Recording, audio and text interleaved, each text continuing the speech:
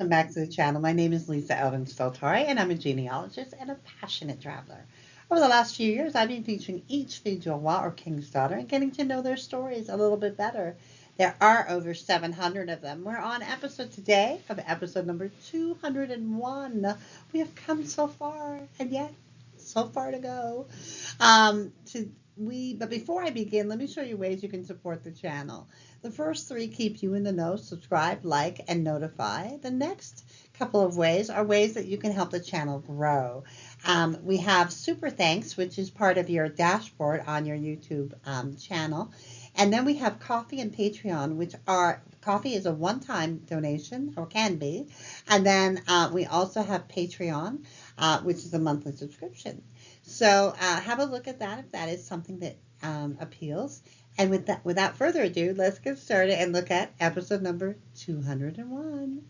Now, today's episode is a mouthful to say as a name, so bear with me. Marie-Madeleine DeChevrainville, dite Lafontaine.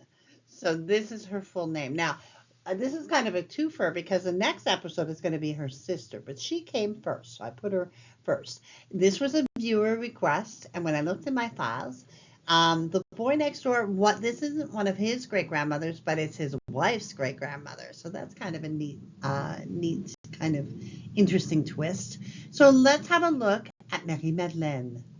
So Marie-Madeleine DeChevrainville is born 1650 in Paris, France. Her parents were Jacques DeChevrainville. He was the Sœur de Lafontaine, and Marguerite Léonard Baudon. So they were people that came from the royal background. She was one of the noble girls that came. Now, the Catholic parish church of Saint Nicolas des Champs, where she was born and baptized, I should say, was built in the 15th century, and it is found in the 3rd arrondissement of Paris. The current church, as I've stated, it's from the 15th century, but was built between 1420 and 1480, and then enlarged in the 16th and the early 17th century. Now, the area that she would have been born in, this 3rd arrondissement, remember that Paris is laid out in circles, is called Temple and situated on the right bank of the River Seine. And it is the smallest in area after number 2, the 2nd arrondissement. And this arrondissement contains the northern, quieter part of the medieval district of Le Marais. And what's really neat about this particular arrondissement is the oldest surviving private house in Paris, built in 1407, is to be found in this arrondissement. It's actually on 52 Rue de Montmorency, in case you're interested.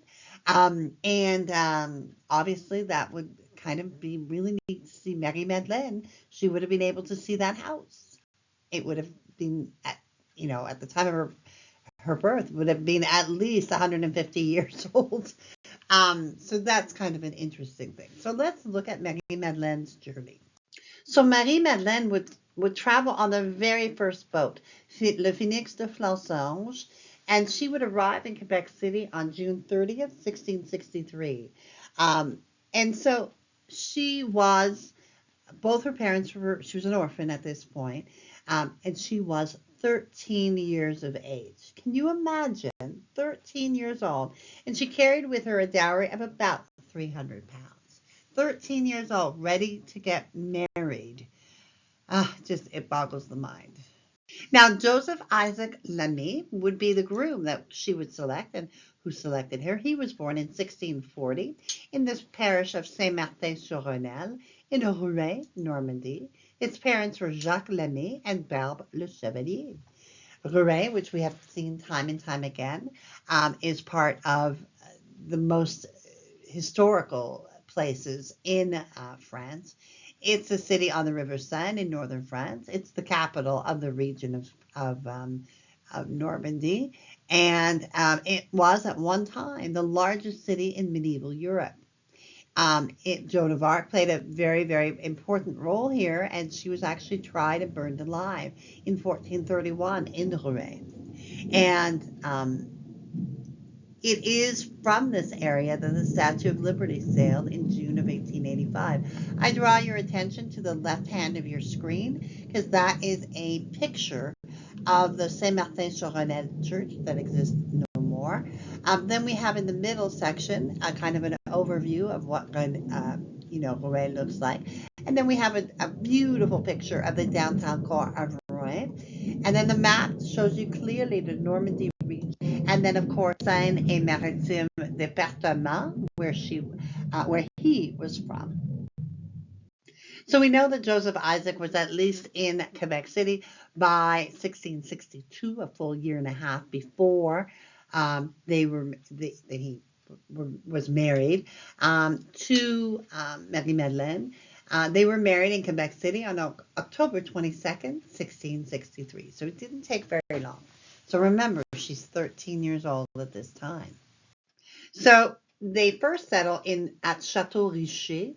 And in 1627, Samuel de Champlain establishes the Château Richer as the first farm in the St. Lawrence Valley to feed the people of Quebec City. Jean Bourdon's map of 1641 is the earliest source that mentions the name Château Richer, referring only to the cape or headland on which the present church stands, but the origin of this name remains uncertain. In 1646, Olivier Le Tardif, Lord and Chief Prosecutor, granted 20 concessions, land grants, to the inhabitants of Château Richer so that they could officially establish themselves properly.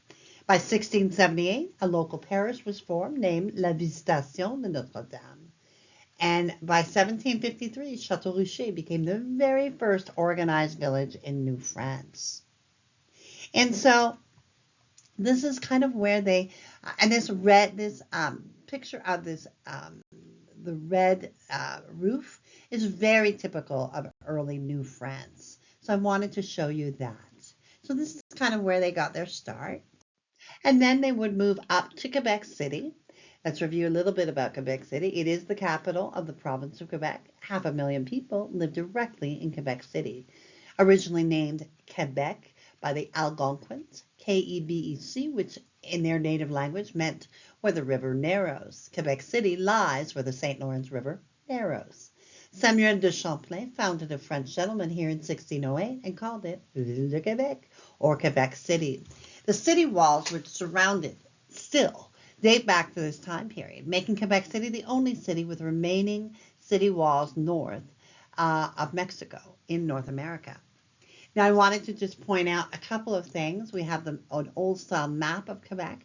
And then the second picture here is of what is known as the Maison Jacquette, which is the oldest surviving private residence in Quebec. It dates from 1675. And you can go in and tour it if you'd like, because it's home to a famous restaurant, appropriately called Aux Anciens Canadiens, roughly translated to our old Canadians or to our historic Canadiens. The auberge, Le Petit Champlain claims to be the oldest commercial district in North America, and that's the third picture. And the fourth picture is a depiction of New France in Quebec City in 1700. So this is another spot where they kind of called it home for a little while. And finally, they arrived at Sorel. Sorel is actually the fourth oldest city in Quebec. It began in 1642 when Charles Montmagny, the first governor of New France, built Fort Richelieu against the Indian threat. The fort was destroyed in 1647 by the natives, but rebuilt by the Carignan-Salieres Regiment in 1665. Pierre de Sorel was in command of a regiment of the Carignan-Salieres and would become the first seigneur in 1672.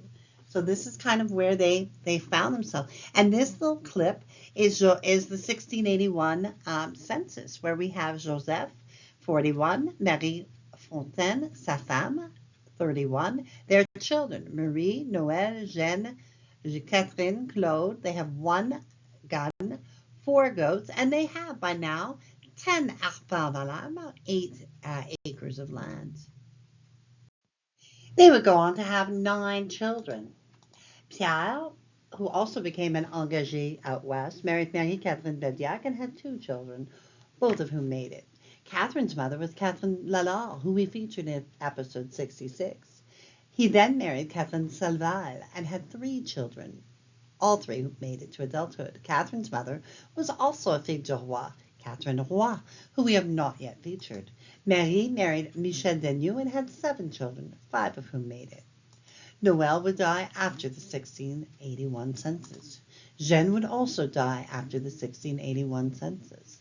Marie-Catherine married Pierre Le Tendre and had 10 children, 5 of whom would make it. Pierre's mother was a fille du roi, Charlotte Morin, who we have not yet profiled.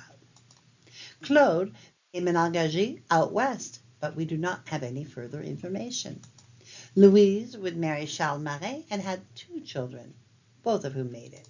Joseph, who also became an engagé out west, married Marie-Françoise Rivard and had 2 children, both of whom made it. Marie-Françoise's grandmother was a fille of Marie-Catherine Saint-Père, who we profiled in episode 2. Michel Augustin married Marie-Madeleine du Tremble, but we don't have any other information. We don't have a death date for Joseph Isaac. It's possible he went with his 3 sons out west and met his death there, or did he live out his life with Marie-Madeleine, and we just don't have a death record. All we know is this amazing 13-year-old girl who crossed the sea would die on May 17, 1733, at the remarkable age of 83. She would have 65 descendants by 1729, and in an odd twist, she would have been alive to know all of them. The great-grandmother of this line, a remarkable fille du roi. As always, here are some amazing resources for you to have a look at.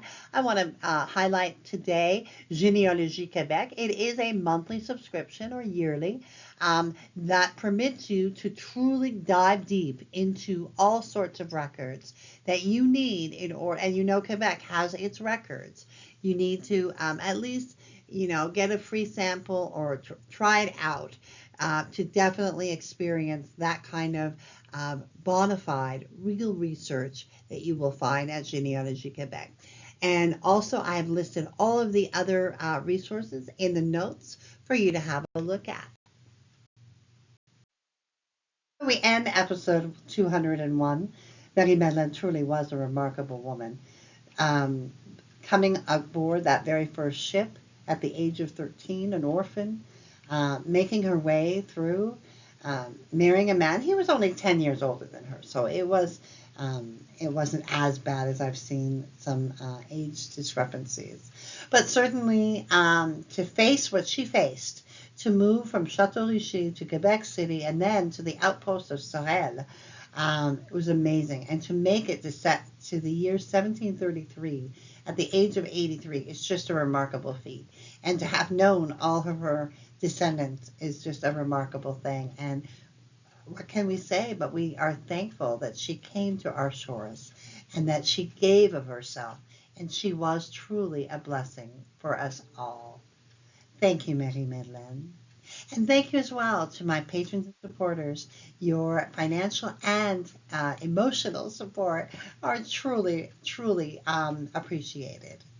And with that, I bid you adieu and au revoir until I see you on episode 202.